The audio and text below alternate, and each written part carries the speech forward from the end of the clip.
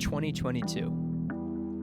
What an insane, horrible, messed up, amazing year.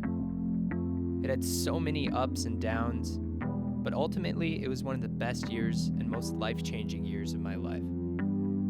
The end of 2021 wasn't great for me. The band I had been in for the last year or so had broken up, which was ultimately a good thing. But I was doubting my creativity, and I even took a break from music entirely. I would tell my friends that I was retired or washed up.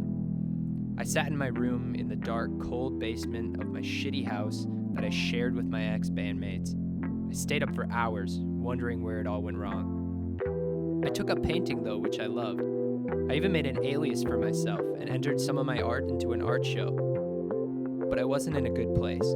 I was drained physically and mentally from the job I was working. I had so many self-doubts and I wallowed in them. This went on for months. I would put on a fake smile for everyone around me and I pretended and dreamed of better days. I stayed up until 4 or 5 a.m. every night, playing video games, wasting time, just trying to find some peace of mind. There was one bright spot though, one shining glimmer of hope throughout it all. And that was my girlfriend, Heshu, who I met in late 2021. Heshu, every minute I spend with you I cherish. Thank you for staying with me through these hard months. You saw me at my worst, and you loved me anyways. And I love you. I saw Elton John in March, which was amazing, and I celebrated Heshu's birthday. I even got my ticket to Rolling Loud, Miami, but I'm getting ahead of myself now. I kept making art, still shying away from music. I did start DJing weddings though, which rekindled my love for 2000s pop. April was when I got my loop recorder, and I did briefly get back into music, messing around with gear. But I was always scared my roommates were listening to me, judging. Things started to pick up in May. I took so many cute animal pictures. My house flooded, and I made what would be my last art piece of the year.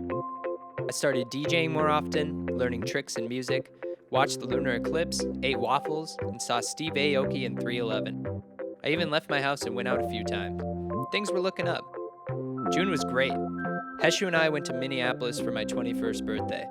There was a massive Prince mural being unveiled the day of my birthday, and I was even wearing my Prince shirt. I saw a real Banksy exhibit, and I went to the aquarium.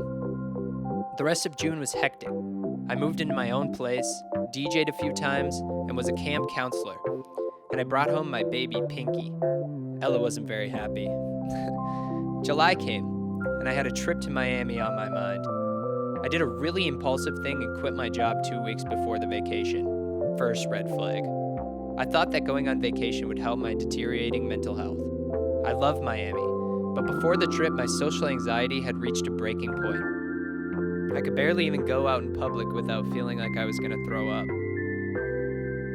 I could make a whole video of this trip, and I just might, but let's just say it didn't go well. I got a horrible sunburn, and I had an anxiety attack at the festival, flew home a day early. The next few weeks after that were life-changing. I got a job at Papa John's, which was a much-needed change of pace.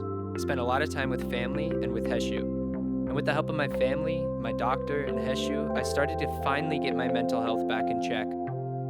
Within the span of 2 months, I had the worst vacation of my life and one of the best. My family and I traveled to Glacier National Park, which I can't wait to go back to, and then to Idaho and Seattle, Washington, where something special happened. My brother finally asked his girlfriend to marry him. I couldn't have dreamed of a more refreshing trip. The rest of this year was great.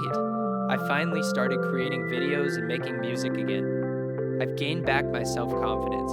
I've learned how to deal with the ups and downs of my mental illness, and although I know that there will be more lows to come, I know that the ones who love me will always be there.